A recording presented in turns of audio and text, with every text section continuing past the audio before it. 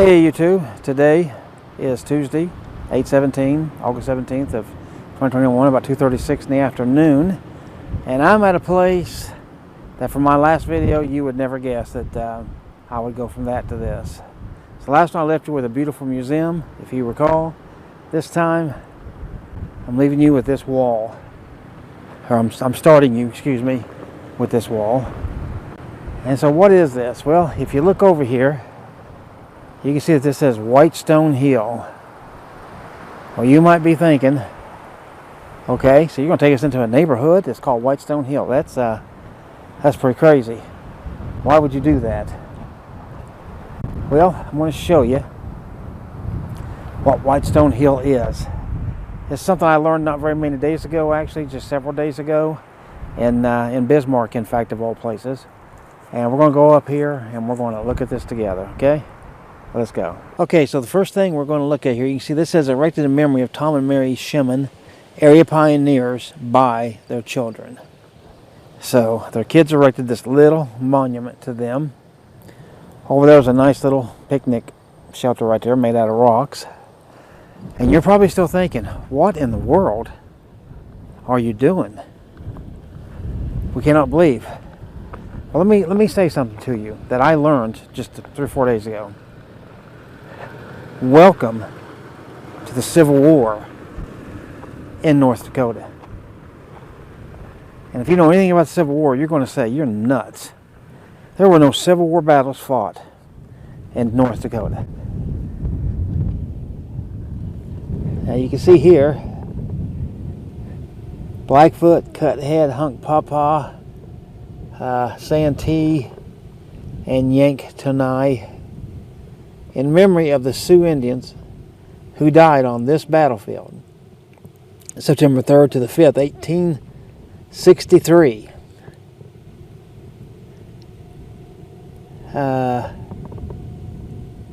I think it says something about in defense of their homeland hunting grounds.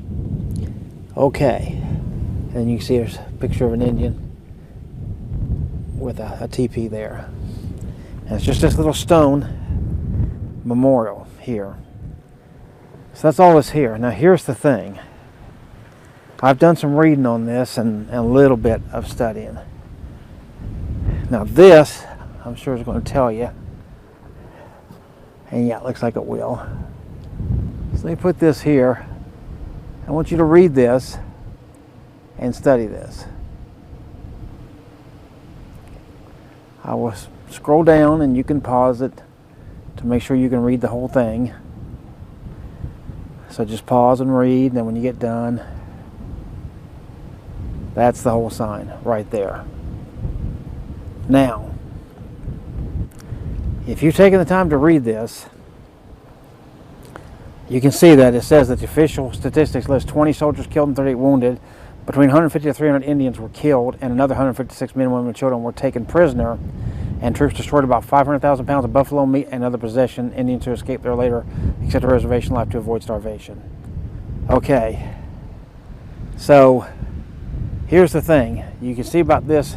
It's talking about the 1862 troubles in Minnesota. Here's the short version of, as far as I can make it, as to what happened. These Indians, they were on a reservation in Minnesota. Now this is way into North Dakota, okay? I mean, this is a long way in North Dakota. Just to drive out here took hours. To come out here on foot, I mean, would take weeks and weeks and weeks. But anyhow, they broke from this reservation. As they went along, it was estimated that they killed 600 white settlers. You know, just a few at a time, here and there as they went along. And of course, robbing and killing and all that sort of stuff. So they started that in 1862. The military was chasing them, of course. In 1863, September 3rd specifically, and as I said, September 3rd to the 5th. The 3rd happened here, is my understanding, and the 5th was probably, I think it was 15 or 20 miles from here. Anyway, where they caught up with the ones that were getting out of here. So what had happened is, you can look around here, and from what I read, there was around 2,000 or so Indians total. Somewhere between 900 and 1,200 warrior braves that they had. Now the Indians say that this was a massacre. The white man says that this was a battle. Now, there was a battle because you just read that sign, if you read that the Indians obviously lost between 100 and 300, and they say, from what I was reading, that the real count is closer to that 100 number as far as the Indians, and of course the whites, as you just saw, was far, far less. They came here. The army was actually split up. The half that was supposed to come here, that guy actually turned around, went back to Minnesota. Then the general that was coming here, Sibley, he was kind of late. He had split himself up into a couple of columns. One got here. That guy didn't know what to do. So the Indians actually offered to give them several chiefs and some other people if they would go away. The guy said no. He said, you must all surrender and come with me. They said no. They were both buying time. The Indians wanted to sneak away from here. The guy that was in charge, he was waiting on the general and his troops to get here. And so they were both trying to buy a little bit of time. Well, anyway, it seemed to be a little bit of a misunderstanding. And when the general got here, the Indians, it looked like were packing up to leave. And so he ordered a charge. They had artillery that they could not use because of these hills around here. It was too close quarters for artillery, so they could not use the artillery at all. And but they did have more superior firepower than the Indians did, better, newer guns, and shoot more bullets, all that kind of stuff. But anyway, as you saw, they took 156 and took them back to Minnesota. The remainder of almost 2,000, other than those got killed, like I said, a little over 100 apparently, got away from here, and then they were later captured a couple of days later, apparently, at least most of them, I think. But this is where they were living. There were supposed to be, like I said, around 2,000 of them here is what was estimated. So you can see, I mean, this is a big area. It's got hills all the way around, so they could hide in here pretty well. So there's a memorial up on top of that hill. Hopefully you can see it. And that is the military one. So we're going to go up there and check that out and see what we can see. All right, so hang on with me. All right, so I've driven down here. You see the set of stairs here? This goes up to what looks like the white side, if you will, for lack of a better term. But from what I read online, that's pretty much what they call it. That you have the White American Memorial, and then what I showed you a little earlier is the memorial, because this is the American Battle Memorial. Let me say it that way. The other that I showed you, the little rock thing with the sign in it, that's supposedly the Indians call that the Massacre Memorial.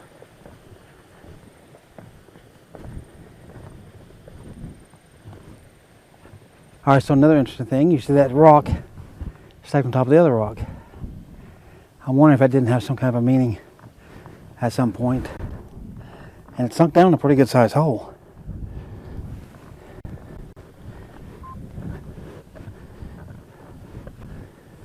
Anyway, continuing up the stairs. So here you can see Avery Clark, J.M. Rogers,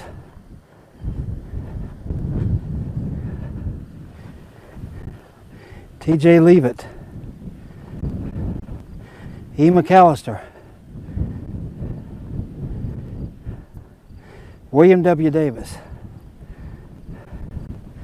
George Kilza, wow, okay, W.K. Dummett, D-U-M-M-E-T-T, couldn't make that up, John Mann, Charles Stevens, it's either CM or GM, B. Wagner. So either GMB or CMB Wagner. It's best I can make it out. M.N. Higgins. John Hurley.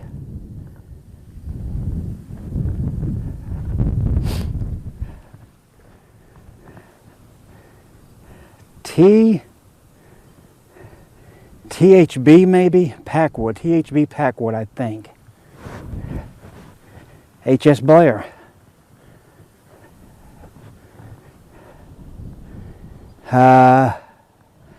Okay, this one's tough. Luke Johnson. That's Luke Johnson is what that says.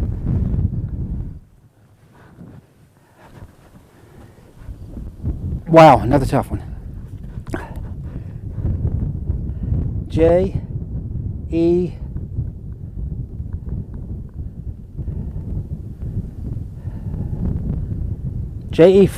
Freeman. J.E. Freeman. F-R-E-E-M-A-N. Okay, this is I want to say a J.W. Van Order or Orden. I'm not 100% sure. Then back over here, where the steps come up, this is G.W. Devonport. Not Davenport, but Devon. D-E-V-E-N Port. Okay, this is Charles Ueckerman. U-E-K-E-R-M-A-N. And this one looks to be W-R-A Armstrong. And then we started right there with Avery Clark. So here is the memorial. White Stone Battlefield, it says. In memory of soldiers of the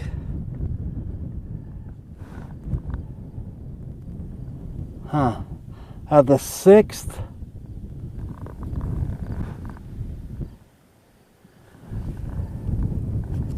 and 10 WA maybe, and 2nd Nebraska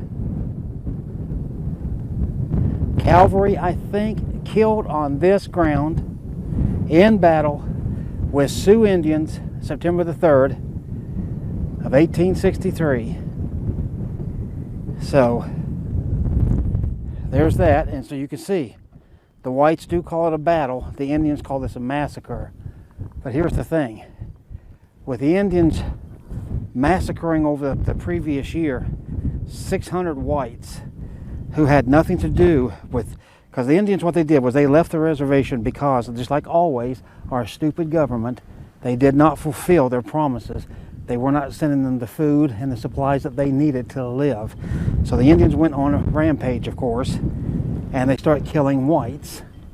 Well, why are you killing settlers that have nothing to do with the government breaking their promises to you? You know, why didn't they go after the government themselves? Why didn't they go after the military, you know, for lack of a better thought, I guess? So that doesn't make any sense to me. And again, that there were 900 warriors here and 100 plus of them died tells me they were fighting in battle, even though their plan was to escape. But why, if they were going to escape, then they were just going to go out and kill and steal and all that stuff again. So both sides were right in this conflict. Both sides were wrong in this conflict. And both should take their necessary pill to swallow, if you will. But anyway, let me just show you the surrounding. You see all that water down there. And they've got, like I said, I pointed that out earlier, a nice picnic area down there is what it is. And then there's a little building there, and then there's actually a house there, but there's no cars, so we don't suspect anybody living here. And then down there is some sort of a shelter. There's a little building, maybe it's a bathroom or something, I don't know. And then the one right down the steps, I think is probably a tool shed. And then again, you can see that rock stacked up on top of that rock that I pointed out coming up here. And then the lay of the land on this side. You can see, I mean, a lot of Indians could literally live and hide here on these hills so very easily. There's a ton of cows down there now. And then, I mean, you can see out to the horizon, way out through there. So this would have been great cover and a great place to be. It's open, yet it's got these hills to hide them. And then you got that water source all down there. If that, I don't even know if that was here at that time or not, but looks if like so, there have been water in that. Would have been a good reason. Yeah, and she's pointing out that right down there, that looks like that could have been a gully for water as well. So I think that's about it, unless I run across something else that I don't know from here. But hopefully you enjoyed this one.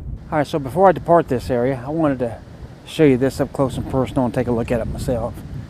Because, the truth of it is, I'll never be back out here the rest of my life. This is a long way out here if you do come, so prepare yourself for pretty much all-day adventure just to spend about half an hour or so here. But if you like the Civil War, you like history in general, then you would definitely like this place. But anyway, you can see this little picnic shelter here.